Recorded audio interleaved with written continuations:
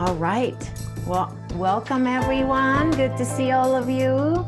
It's always nice to see your smiling faces. So, and you're not recorded, if you put your face up. So please do that so we can interact. And I have such a mirror neurons kicking in. So I love being with people that I can look at. And Mary, I knew you were going to show up. That's why I put my headband on today.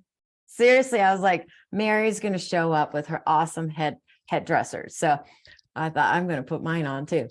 And my reason is that we just came back from the mountains and, sweating, going through the snow. And then I'm like, I'm just going to put a headband on, call it good. But I'm like, Mary's going to show up. So good to see you all. And today's call is about talking about waymaking, but revisiting this year a little bit. I think it's important that we take a little bit of break and revisit what it is that Tiger Year brought for all of us before we welcome the rabbits to come in. Okay. And also answer some of your questions about what the heck is this waymaking, maybe hear from some of you that have done waymaking with us the last 2 years together. And this is our third year that we're doing this publicly. We've been doing waymaking. Chris and I have been doing this for a long time, and it's made such a difference in our lives that we decided about 3 years ago, really, that we should share this. And what a sacred time of the year to pause and slow down and bring stillness back to our lives, which is very hard to do these days, but to have the chance to reflect as individually, but also collectively. And you all know the power of collective energies that can come together. So that's why we decided to share this 3 years ago, and then we're definitely doing it this year. And this year's theme is taking your seat. And it's quite appropriate because I think a lot of us, I don't know about you, but certainly for me, and I know I witnessed this with Chris, that I feel like I have been thrown off of my seat many times. Like I'll sit down and there's a broken leg with it and I fall on side, or I sit and somebody, did the curl joke when you're in elementary school, pulling the chair back and I fall right on my butt.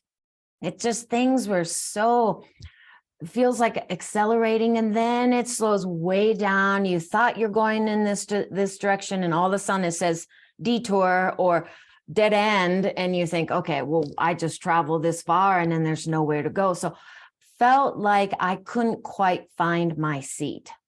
And some of you, I know you can relate to what I'm saying.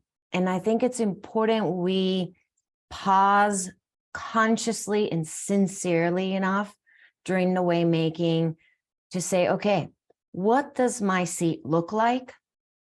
What is it that is sitting on this seat that I want to create?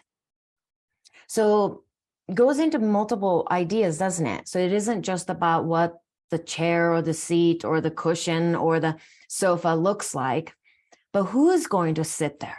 What archetype is going to sit there next year? And who is going to take that position? I'm with you, Angela. Okay, I know it's been tough for you. Okay. I'm with you, Mary. It's been a crazy year for you too. Okay. I'm with you, Noor. It's been a tough challenge to bring back your head with your body. It's so easy to disconnect. I'm with you, Richard. It's been a tough journey for you just to survive. Okay. And so many of you. Okay. But I think it's important we look at the seat that maybe it's empty right now, or you don't even have a chair set for yourself, for your journey, but to also look at who has occupied that chair this year, let's say, broken chair, maybe fallen down chair. Maybe that archetype needs to move on. Maybe he, she, they have had their time.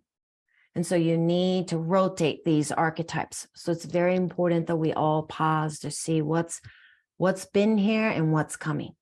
And a couple more things I wanted to say about the Tiger Year, which I've been repeating a lot, so I probably don't need to say too much.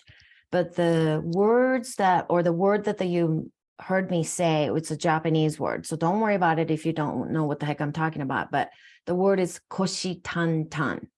Koshi tantan means basically just like a tiger. If you are not paying attention to, or you're just kind of drifting, you're not taking actions, then that tiger is going to eat you. And it seems like a really, harsh thing to say, but that's what happened to many of us. If you didn't take actions, you didn't learn new things, you weren't incorporating new ways of living this year, you felt like you just got eaten alive. Okay. So that's also worth it for you to pause and say, it's not a criticism or critique of what happened, but maybe step aside and look at it and go, wow, whoa, I just voluntarily gave my limbs away to this tiger year because it moved fast. And I told you it was going to move fast. It was so crazy fast.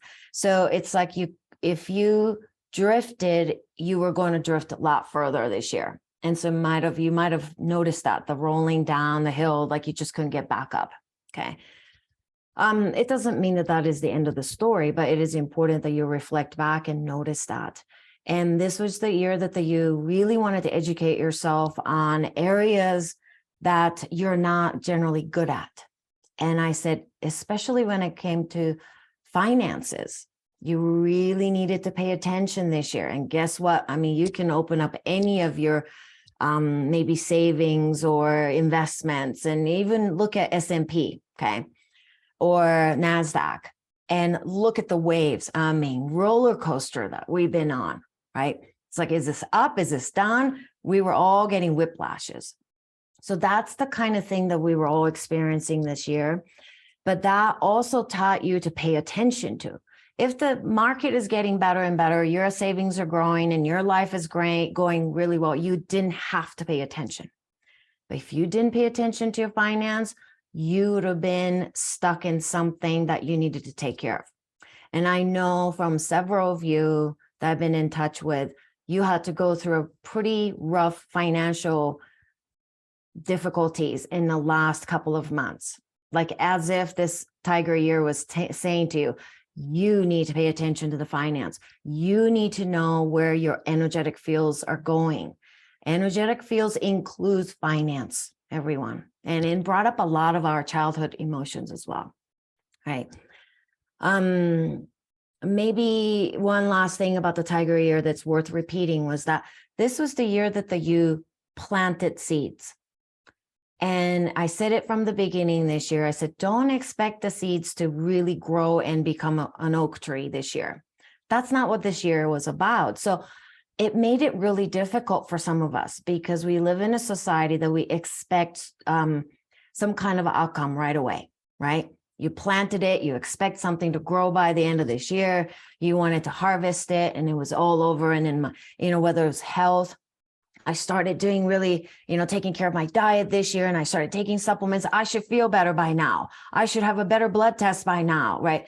Well, it's not happening because this was the bridge year. Remember, this was bridging year. You planted the seeds. You now know that you can't just ignore your health, your finance, your relationships, the world around you, politics around you. It really forced you to really see what is going on, what is really unfolding. But a lot of us felt like we couldn't do much about it because this year was kind of like that. It was going to move fast. You weren't going to find full solution with this.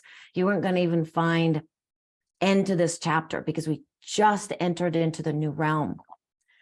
That doesn't mean that 2023 is going to, create an oak tree, but I do think that we are going to begin to see this tree shape, like trees will start to form and which seed you planted. Maybe it was an oak tree, maybe it was an apple tree, maybe it was a pear tree. We still don't really know, but it is starting to shape itself. So number one, don't be so hard on yourself. Don't be so hard on yourself that this year was a really rough year. That felt like nothing really, let's use the word manifested. Nothing quite unfolded the way you originally wanted. and it went so fast, and you're just going, I don't know what just happened to time. Okay. But that's what a lot of us are feeling. And I think it's okay, because collectively we can respect that. Collectively, we can hold space for that. Okay. So I think that I'm going to hand it over to Chris to maybe we'll get started on the way making, why he started to call it the way making. And if you have some questions about that, feel free to start putting some questions that we can answer. But we have some things that we wanted to share. So we will probably talk for about next 15 minutes or so, discussing what way making is and why it is so important for us. All right, thank you. And like Masami said, like that summary of the year was a really important one. And I want to tie it in first with the theme that we did for last year's way making, which was cutting the cords. And those of you that were there, if you want to share your experiences of that briefly in the chat for everyone to see, that might be nice to just kind of tie this all together with your experiences. But let me just add a couple of quick words, because for me, what this past year has felt like it was like trying to slow down a speeding train.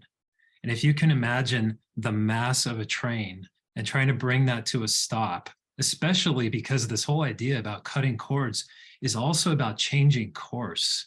It's about taking the things that don't serve you out of the way.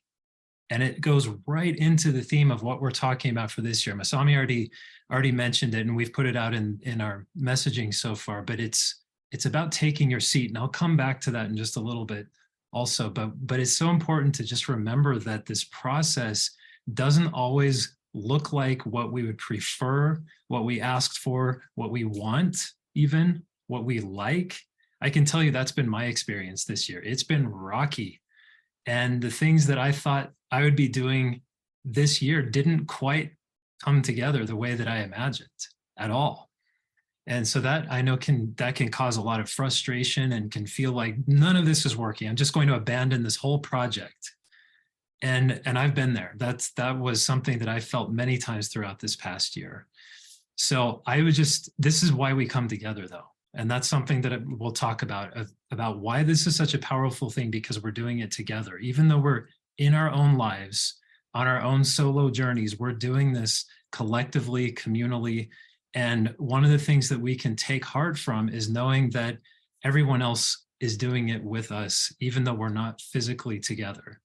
So that's one of the things that's really powerful to me. And something that Masami, we were talking this morning, and Masami mentioned this idea that the change process is messy. So it requires messiness in order for us to grow and to make the changes that we want to see. And like she was saying with the analogy of the tree growing, think about how much energy and pain that little seed has to go through in order to produce a tree out of this tiny thing. So that's where we are. And so a couple of words that also we were using about this cutting the cords year. Well, it's actually, we were cutting cords, but we were also making way for taking our seats. And I'll get to this, but it really felt like things didn't match up. There was a lot of incongruency between what we expected, hoped for, wanted, were working for, and what was actually happening, because it seemed just like the world was out of control, chaotic, and there was so much beyond our own power. So let's just jump from this year that we've been in into why it's so important that we take a pause, because that's really what is one of the key things here. I'm going to share my screen for just a second. So here we go. All right, so this is the big question. What is way making? And of course, and why we need to do it.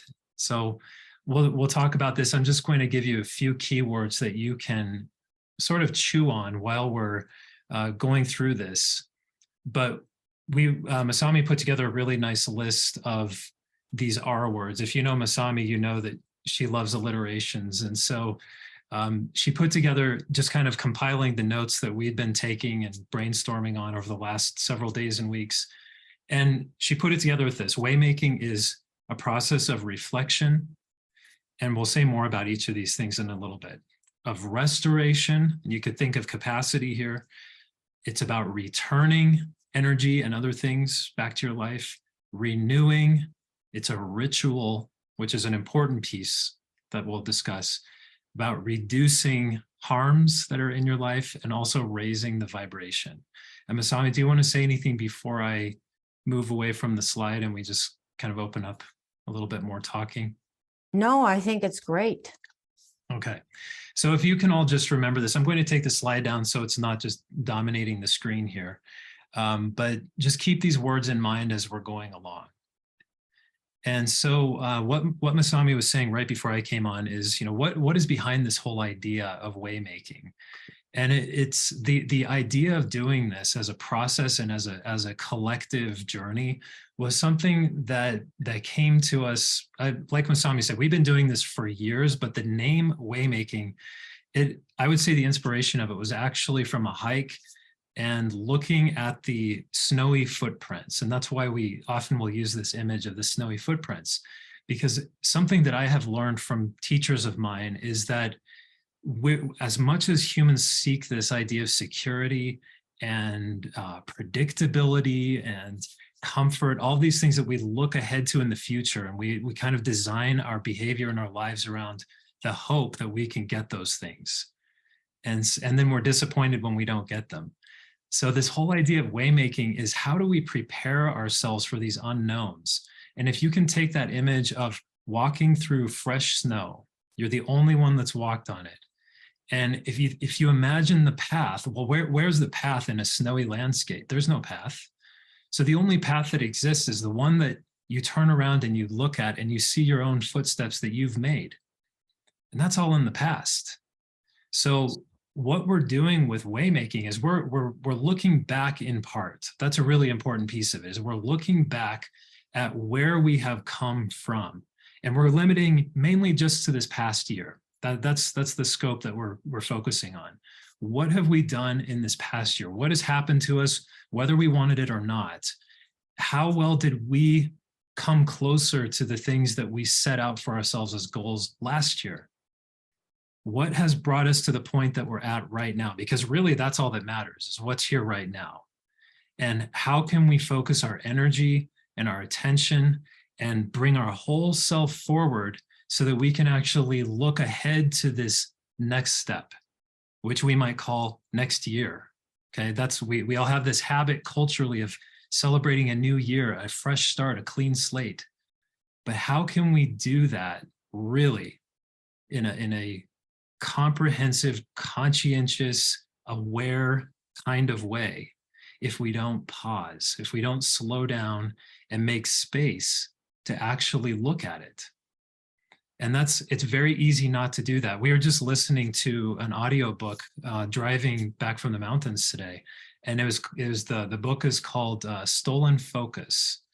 And it's all about all the things in our lives around us that have pulled away our ability to pay attention and hold it in our own lives. And then collectively, socially, as a society, as a global society, all the ways that's creating collapse and breakdown. And so this is an opportunity, this waymaking process is an opportunity for us to pause, sit down, or at least keep still. We'll do some movement too. We'll talk about that. But it's an opportunity to reflect. And that's the first thing that it is. It's looking back on where we've been. I mentioned that. It's paying very close attention to it. I just came across a line, very famous quote from Socrates this morning, which was, "An unexamined life is not worth living." You've probably heard that one before. That's kind of at the heart of this whole process, is that we are looking at, we often call it the good, the bad, and the ugly. It's uncomfortable to reflect. It's really uncomfortable to take it all in and say, yep, that happened. I did that. And I've got a lot of moments from this past year that I am not entirely proud of. I can tell you that. And it's about taking all of that into account so we can move forward. Masami, do you want to jump in and add anything on this point, on the reflection piece? No, I think so. That's the reflection part. And then it's also, what's reflecting back at you in your life. So, let me put it this way. So I think the way making is your chance to clean your mirror. In the Shinto tradition, which I will actually take you through an interesting Shinto concepts during this way making that is fascinating. And I don't want to give it away, so I'm not going to talk so much about it, but we'll be doing a meditation that will take you back to the original phase. But in the Shinto shrines, when you walk up to the shrine and go up the steps and you clap your hands and then you walk into it, there's no deity, there's no Buddha, or there's no like a shiny little things that's sitting there. There's nothing except for usually slightly old, maybe it's not dusty, but one of those mirrors that's what's that called when they become a little bit rusty, I guess, mirror that is sitting in front of you. So you actually look at your own reflection. And your job is to clean that mirror, not go over there with the Windex, which you should not be using Windex, but window cleaners, and then clean that mirror. That's not what it's asking you to do. It's asking you to go inward to clear yourself so that when you see yourself outward, that what reflects back is the pure soul, pure spirit, your pure reflections. And I think that's what way making is for me as an act, is you're not just reflecting back at what you've been through this year, but it's also the reflection that you're living day to day by. What is reflecting back at you? When you're on the road, are you seeing nothing but road rage? When you're at the store, are you reacting to all the chemicals? Are you having all these reactions from the sounds and the noise and the pollutions? That's kind of a reflection of what's going on inside you. So this is way making gives you the chance to clean your own reflection.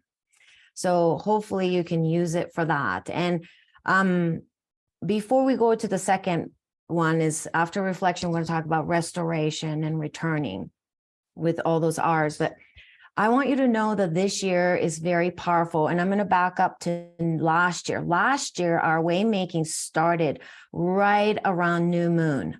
So I said to you that it's going to give you the chance to really wane and release and let go. That's why letting go, release, cord cutting, that became our theme last year, right?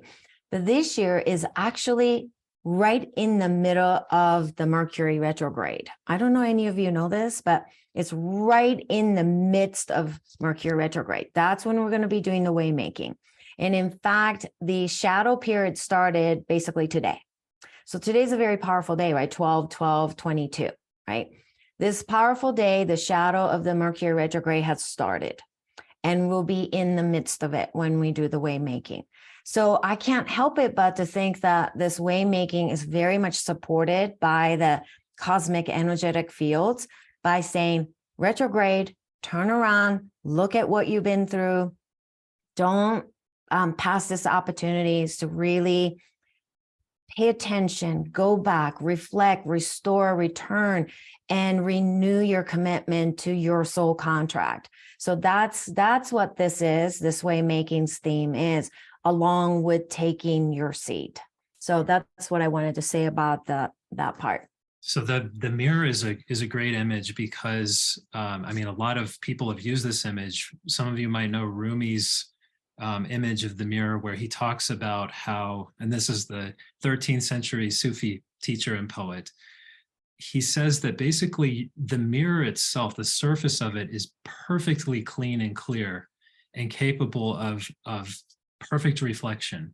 The problem is it gets dusty, it gets covered over. And so it loses that sheen, it loses its ability to fully reflect the fullness of what it can do. And that's a big part of this process too. Like Masami said, it's like cleaning the mirror. And that's so important, because then we're able to see what's already here. That's a key part of this process of engaging in this way-making journey is that we're recognizing what has come along with us. We talked a lot about cutting the cords last year and leaving things behind that no longer served, but it's also looking at what is already here, because that's the key. The process of stopping and looking is to acknowledge what is already here, not what's missing, but what's here with us right now. So why don't we move on to the restoration and returning, because these are both important concepts, and they kind of go together. I'm going to say a couple of quick words and then I'm going to hand it back to Masami. But the way that I look at these two things, these have been really key components of what Masami and I do, is this restoration and returning. The way I like to think of it is in the work of holding ourselves accountable, building ourselves up, growing, stretching, nourishing our entire process, our bodies, our minds, our hearts, our relationships. We start to lose capacity when the world grinds us down. Circumstance makes things very difficult for us to stay resilient to what's happening in our lives and in our bodies and everything else. So this idea of restoration for me is a big part of it is about restoring capacity. So it's like polishing that mirror where the capacity is already there to reflect this beautiful light. But we might only be operating at a small percentage of that potential capacity. So waymaking is one of the ways that we come back to that, to restore that loss or that erosion of our capacity to be fully what we are in the world. And then the returning part, for me, that's a lot about energy. It's about returning energy into our life system. That includes our bodies, that includes our minds, our spirits, the things that we do in the world. And on a very literal level, it is food energy, it's hydration, it's taking the right balance of supplements that support the functions of our body. That's where energy comes from. We just said this the other day on the call for the last program we did, and I'll repeat it here, is that energy is energy. So the energy we use in our body that makes our minds be able to function, that allows us to be creative and exercise our imagination, it's the same energy. And so for us, it's about returning that energy, keeping it in the system. And this pausing and bringing it back together is a really powerful way, especially at the end of the year, when we're in those darkest of days, that we can gather ourselves and bring it together and feel that wholeness in the darkness, that seed potential that's ready to come out with this new life. We need all that energy that we can get there so that that capacity that it has for growth can be nourished and supported to the maximum.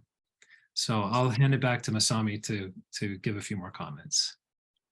So the first point was the reflection we talked about, and the restoration and returning is what Chris has been talking about. So restoration to me for this year is to bring back the fragmented self back to the wholeness. I think I'm speaking not just for myself, but there are multiple times I felt I was just kind of falling into different pieces, not falling apart. I can still see the pieces, but I can also see that those pieces have been removed or have taken away from me, or something that I needed to go fetch them back. So that's what restoration means to me, is to go and pull back the fragmented self back to whole. And maybe it's the marginalized self. It's not just a fragmented, but maybe that forgotten part of who you are. Maybe your creative side gotten forgotten, or maybe the side that was more of a writer that got forgotten. You bring all these things back together during the way making. So you go into the new year with knowing that you're whole. So it is restoring, like restoring a beautiful art piece kind of thing that has chipped away. You put a new section on it to restore that. And it's important, especially this year, because I think we felt, like Chris said earlier, this incongruency. It's like what you're walking around in this world with just doesn't quite fit kind of feeling. I think a lot of us felt like misfit toys. And I always think of a paper dolls when I was growing up. I loved actually cutting out the paper dolls and putting different clothing on it. But my sister had one kind of paper doll sets, and then I had another kind of paper doll sets. But these did not communicate, or they did not come from the same factory. Okay. So if I were to put my sister's paper doll clothing onto my paper dolls, they just didn't quite fit. That's kind of the feeling that I had all year. So I want to restore what feels like my own true expressions, what makes me fit in who I am. So that's also comes back to the idea of taking your seat. And the returning, which Chris has talked about the returning of your own energy and things, but it's also returning to your own rhythm. Because I think a lot of us, after with COVID and being isolated, and we're trying to do things with maybe government's rhythm or society's rhythm or what was expected of us, we have forgotten what it is to live in your own rhythm, with your own steps, with your own music. So it's restoring that, but returning to that natural state of your full expression. And I'm going to go ahead and go to the next couple points, which is renewing and the importance of ritual. So renewing is something that we do with, if you own an automobile, if you own a car, you do maintenance work on it. You don't just drive it without getting your tires rotated or engine oil checked or oil exchanges and things like that. You wouldn't do that, but it seems like we do that to ourselves. And so we need the time that we can update ourselves, we can renew our commitments, we can modify it where we need to, and to look at your sacred contract that you came into this world with and say, I have the authority to cross that part off and write a new message there. Or you can even say, I said this to one of my clients this past week, is that let's just put aside the last 40 years of your sacred contract. And let's see if we can start with a brand new sheet of paper with your choices of colors, crayons, color pencils, watercolors, oil paint. It doesn't matter. Let's get you to paint differently. Let's draw up something very new.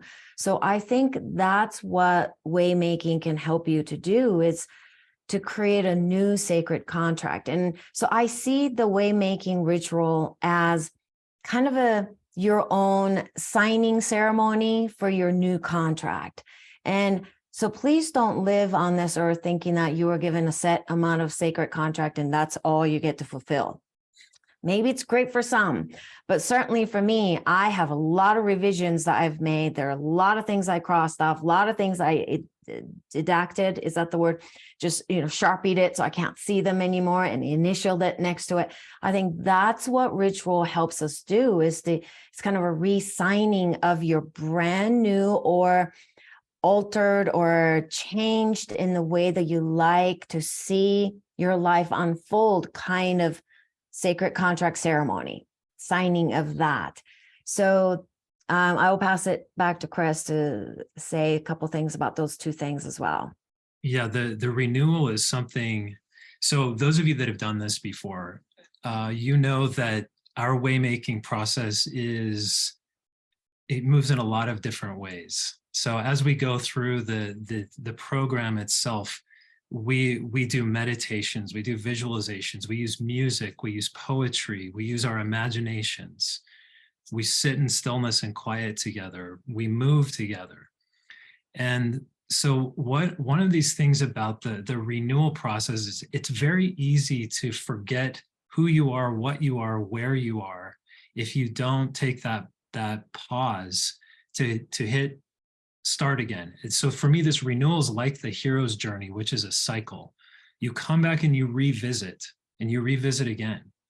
And so like Masami said, this idea of updating and renewing the contract that you thought you had, it might be that it doesn't match what you need anymore. And that you have to come back to this sacred ground again and say, okay, what is called for now?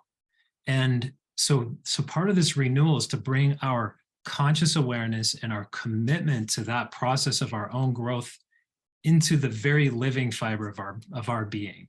And it's by renewing it that we empower ourselves, we enrich ourselves, and we uplift our lives.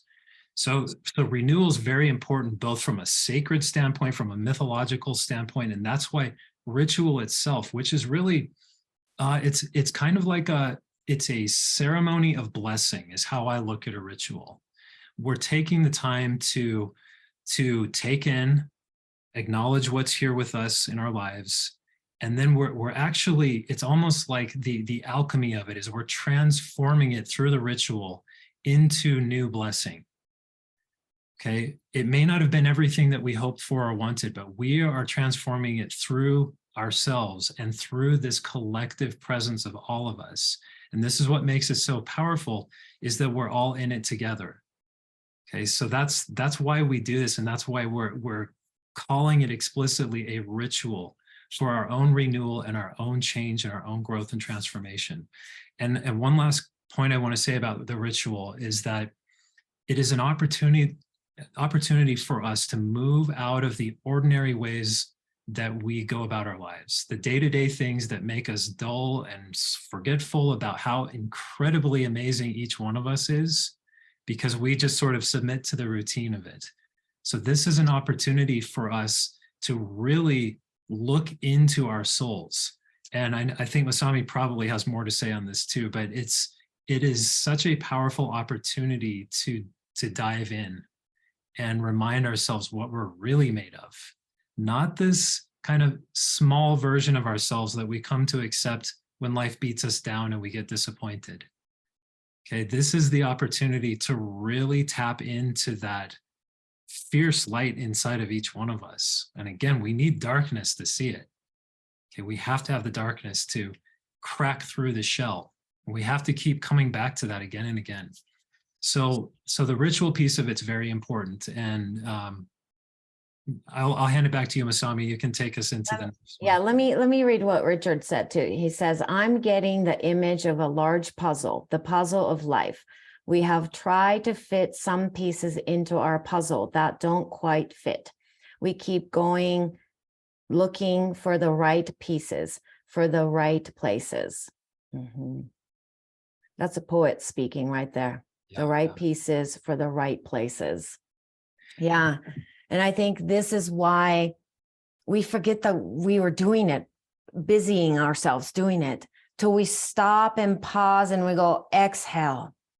And then literally sit back on your seat. That's when you realize, wow, I have got to slow down enough that I can shift my consciousness sincerely to show up very differently. And if you don't do that, the next year will just bleed into the next year and the next year, and you'll find yourself just going about your life, and then you realize, wow, I am now 85 years old. You know, it's like I never stopped long enough to really shift the course.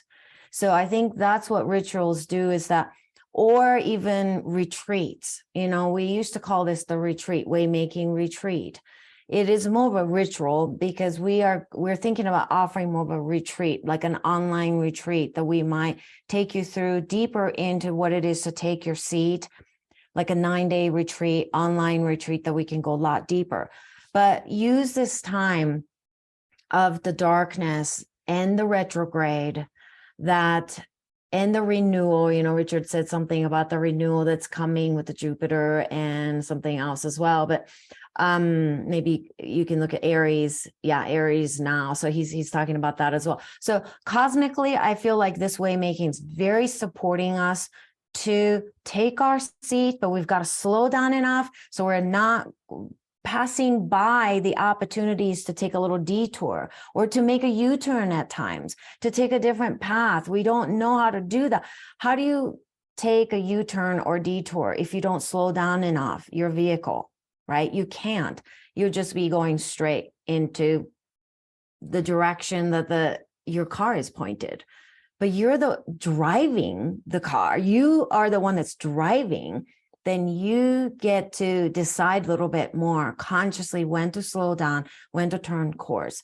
So that's one thing I definitely wanted to say. And a couple more points, everyone, and then we'll wrap up with this part. But so we've gone through from reflection. What is way making? It's a time of reflection. We're going to have 2.5 hours that we're going to be sharing different meditations, movements, music. And this year we are going to do, and if this is something that you just cannot stand doing, then you may just need to take a break while we're doing a small, like a sharing group. But what we're going to do is not a small group, but we only do one-on-one. So you'll have one other person that you can share, so you can be witnessed of what your seat looks like and who is sitting on that seat. So you're going to have a chance to reflect with one another. With the one other person, so that person can witness it for you and be the listener of that. And we've gone through the restoration, returning, renewing, and the importance of the ritual. And the last two things are reducing and raising vibration. So what we mean by reducing during way making is that this is the time that you get to slow down your vehicle enough, or even come to a full stop, so that you can reduce the noise that comes from the outside, what you should be, what you shouldn't be, what your purpose should be, or the internal voices that are just taking over you in judgments. Well, you didn't get that done. Look at you now. Oh my gosh, this year was a terrible year for you. Okay, you slow it down enough that you can quiet down all that noise of pollution. I mean, that's pollution basically. So you get to unplug and disconnect from your perhaps even day-to-day judgments and day-to-day struggles and even responsibilities just for that time. And you devote that 2.5 hours. And so I don't want you to show up like, half shopping for something after Christmas sales and you're listening to it while you're having a coffee with somebody else. It's not that kind of thing. You really need to come in with this, I keep repeating that word, sincerity, sincere joy, excitement, and understanding and curiosity to show up fully. That's what we ask of you. So we're here to reduce that external and internal noise so we can do that. And the last point is about the way making is that it's raising your vibration, but it's not raising your vibration by yourself. You can do that, but that can become very hard. And I think that's been the difficulties that we've been all experiencing. So we've been trying to raise our vibrations on our own. And so if you experience others giving you, others paying for your certain maybe programs, or somebody gifts you with a session or gifts you with something, receive it fully, because that is another way that you can elevate your vibration together. So learning to receive is very important during way making as well. But this comes back to what Chris was saying earlier, that during way making is a conscious shifting from your ordinary everyday questions, like, what am I going to eat today? Where am I going to go today? When should I get back to this email? Like these ordinary questions. There's nothing wrong with ordinary. I've always said that, there's a beauty in ordinary. And at the same time, when you're living in the ordinary everyday moment and the car is driving straight forward at the same speed every day, you miss out on the extraordinary questions that tap into soul level questions. That's what way making does, is that it stops you long enough to begin to have you ask the soul level questions. That's an elevated questions.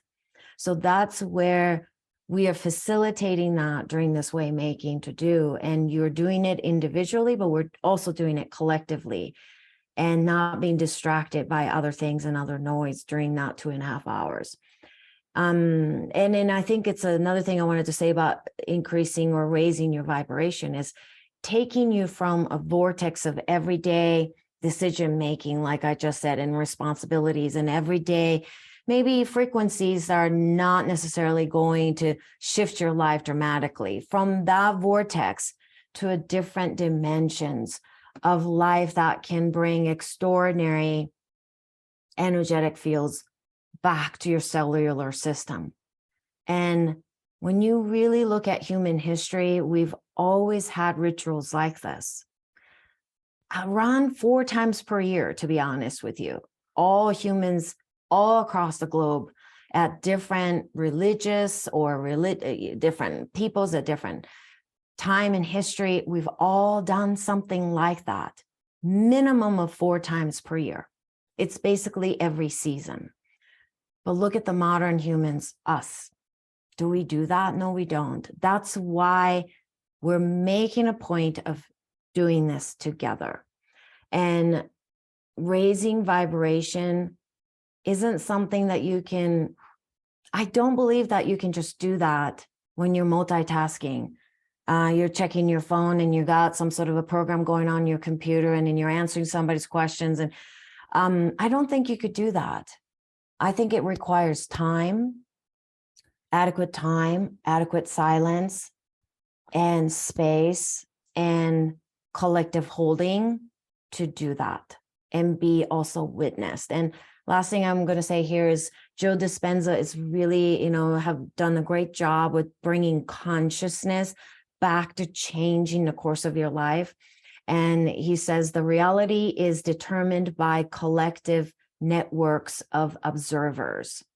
Reality is determined by collective networks of observers. So I think if I were to borrow his concepts, I think the way making is so powerful when it's done with a group of people who all have the same goal, ultimately to renew, to shift, to restore, and to reflect, and to raise vibration together. So that's what we're doing. And quickly, what waymaking isn't. So if this is what you're looking for, you definitely do not want to sign up. Is that waymaking isn't about prediction and more forecasting of what's going to happen next year. And so it's not an astrological ratings of your birth charts. Okay. And it's not about per se about planning for next year. By January, I'm going to do this. February, I'm going to do this. It's not like that. It's in the middle ground. It's like a threshold. It's the zone where we're neither going forward nor we're going backwards, but we are turning around to reflect enough so we can come back to this moment. Reflect enough so come back to the now. And so it's not the planning kind of like vision boards making, and it's nothing like that. And it's not a prognosis of what's to happen, what's happening to my body, what's going to happen to the world kind of thing. And what I would like, if you're going to join this, what you need to bring is your journal or a notebook. Maybe start a brand new notebook that says taking my seat. And that's your new notebook that you're going to be writing on for the next year. That might be a great notebook to bring with you, your sincere self. And then pre-waymaking, I recommend that you do some clean eating. So maybe do intermittent fasting for a couple of days before you do the waymaking. Drink plenty of water. Maybe, not maybe, but really omit sugar during 2 days, 3 days before the waymaking. That's why we always do the waymaking after Christmas. It isn't just randomly chosen because we want to let that settle so that we can come back to our bodies and say, okay, clean out some of this junk. So when you enter into the waymaking sacred space, you're ready to do all these R words: reflection, restoration, returning, renewing, and doing the ritual and reducing the noise and raising your own vibration, but also collective vibration. So I'll hand it back to Chris. And if there are any questions, let's address them and then we'll wrap up. Yes, I just wanted to say a few words in addition to sum up the theme of taking your seat. And I just popped in a quote into the chat from Heraclitus. This is from Masami's wall of sticky note quotes that she's collected over time. And I see them every day. And so I seem to look at the one that I need to look at that day. It's pretty amazing how that works. But this one is the one that jumped out to me. And it is in changing that we find purpose. That's Heraclitus. It is in changing that we find purpose. And it reminded me of another quote, which said basically the way to know that you're on the path of growth is that you're uncomfortable all the time. Okay, so maybe we can relate to that one, especially with what we've been talking about There today. you go. Message for you, Angela and Ilka and Susanna and Britt Marie. Okay. I think we could pick a name on the screen, ourselves included, and apply that message. But I wanted to say a couple of things just about taking your seat. This has been a very personal theme also for me, not only me, but certainly for me. And let me start with this, because part of what we're going to do in this is we're going to be talking about, in this Waymaking this year, about taking your seat in the context of a world that seems to be breaking down before your eyes. That's going to be a strong theme. And I'm going to share something very personal. I've never done this before, but I actually am going to share some things from my own personal notebook that I went back and I was reading through, and I realized this theme of taking your seat was constant for me throughout this year. And I'm probably not alone in that. That's usually how this works. I'm not the only one going through that. But I wanted to share these lines that I wrote in my notebook right here. I just put it in the chat. And this is kind of setting this up for what it means for me to take my seat. Okay. I'm not exempt from the rules of living. Everything breaks in the end. So choose, break down or break open. That's the real challenge for us, to take our seats. Are we going to break down under the pressure of all these things that we don't want and we don't like? Or are we going to break open and turn ourselves inside out and find out what we're really made of? That's what this is about. Taking your seat, taking my seat. This is about bringing to the light what is naturally already in us, that is just dying to be expressed fully. That's what's being asked of here. We're activating our potential, and we're taking the actions that are required of us to make it real in the world. Okay, that's what we're setting ourselves in motion to do. And I can tell you that for me, it's about not hiding anymore, not kind of hanging out and sort of saying, well, yeah, wouldn't it be nice if I did that? Or, wouldn't that be fun? Or wouldn't that be exciting? Do it. That's what this is about. Stop making the excuses, just make the commitment and see where it goes, even if it doesn't go exactly where you think it might. Okay, it's about staying on that path. So what we're doing is we're sticking with it. Okay, that's the commitment that we're making by taking our seat. We're sticking with it. We're staying steady, no matter what. Okay, and that's how we get to become a leader in our own life, by finding out what we're made of, for real this time. Okay, so I think maybe that's enough of an onslaught from us about all this stuff. There's so much energy in this, and we can't wait to do this process again with all of you that show up. We had an amazing group last year that went through this with us, and I really look forward to it. Yeah, and I wanted to say a couple things, and I wanted to read Ilka's comment early on. She says, I find myself in, is it the right one? Am I in alignment? Does it feel expanded or contracted? And, I tell you, this year, 2022, was a year of just asking a bunch of questions, and answers didn't seem to come. It's just more questions. Like, am I on the right path? Is this something I'm supposed to be doing? And then you ask, you pray, you write, you chant, you light candles, and it's just like not much came. But I think that's what, maybe, I don't know. I've never asked the acorn, maybe I should ask an acorn. Maybe he or she or they feel that way. They might be, is this the right path? This just sucks. It's cold in here. I'm getting wet now. And I mean, but think about the butterflies. Okay, this is such a overly used example, but before the butterfly can become the actual butterfly, you know what happens inside the chrysalis, right? It becomes this like mush. I mean, they literally become a mush. They're broken down in there so that they can eventually take next journey. I'm sure of it. If you ask the butterfly's chrysalis consciousness, how are you doing? Not good.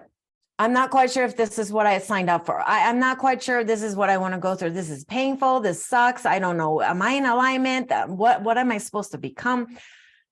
I'm sure of it. Okay. But the force is too strong for that butterfly not to become a butterfly, right? The force is so strong.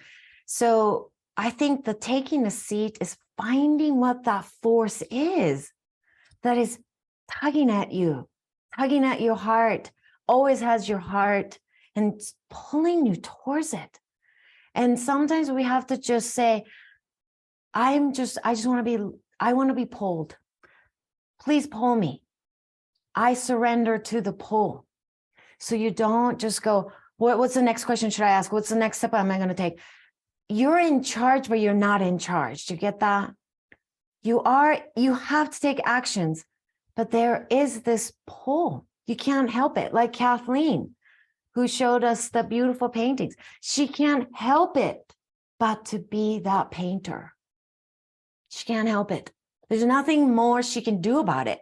Even we tie her arms and legs down, she will find her way to be the painter. So we all are here to find that pull, right? But we can't do that if we don't slow down enough and quiet down enough. I want to add to that also in the slowing down, like you just said, Masami.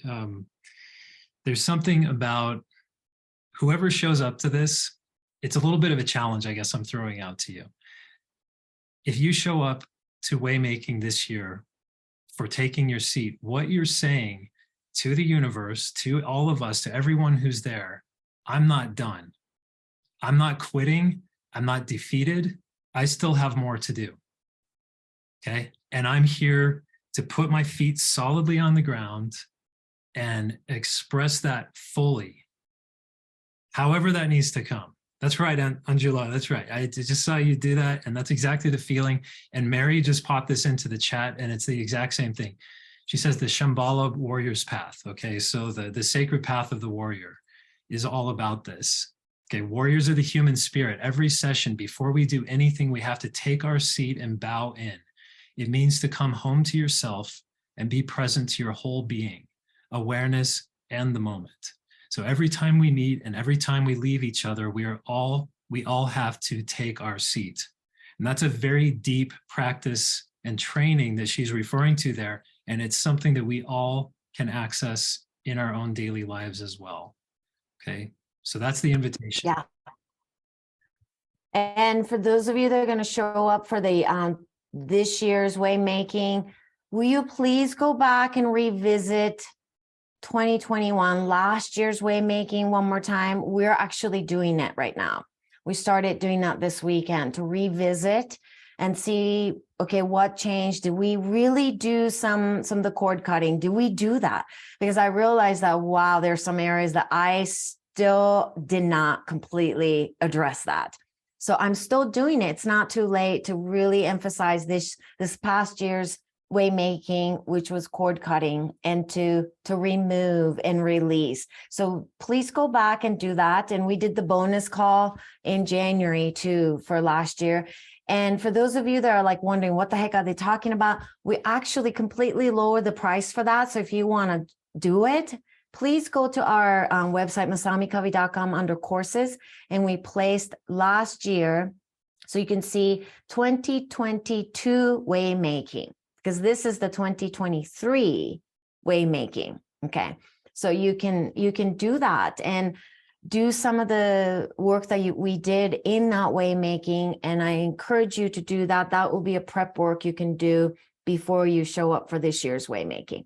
Okay, So I think that's all we have. And I'm really glad that Mary brought up the bowing practice. It really is. It's just, and you're really bowing to you, each time you do that, you're bowing to your own true expressions. And we forget who that is in the busy life that we live in, the day-to-day responsibilities, paying bills, getting bombarded with things. We forget the face that reflects back at you. So tonight or tomorrow morning, anytime today, when you see yourself in the mirror, don't just look at the mirror and say, oh, look at these wrinkles. Okay. I'm just going to quickly brush my teeth and get it over with. No, look into your eyes and see what reflects back. Those eyes will have a lot to share with you. Yeah. So listen in. Yeah. On that note, I want to just go out with Richard's comment in the chat, because I think you really summed it up, Richard. When I was talking about, I'm not done yet. He says, I feel that way a lot, Chris. I am not done. I may not feel comfortable. I may be wondering what will happen next, but I get the inner feeling that there is so much more for me to do while I still have this sacred body. Yeah. Got it, Richard. Thank you. We look forward to being with all of you that can be with us. And if you can't be with us live, it will all be recorded and you can walk through this process at your leisure. So we welcome you and we invite you, and we hope to see as many of you there as can make it. So thank you. Bye, everyone. We will see you soon again. Bye.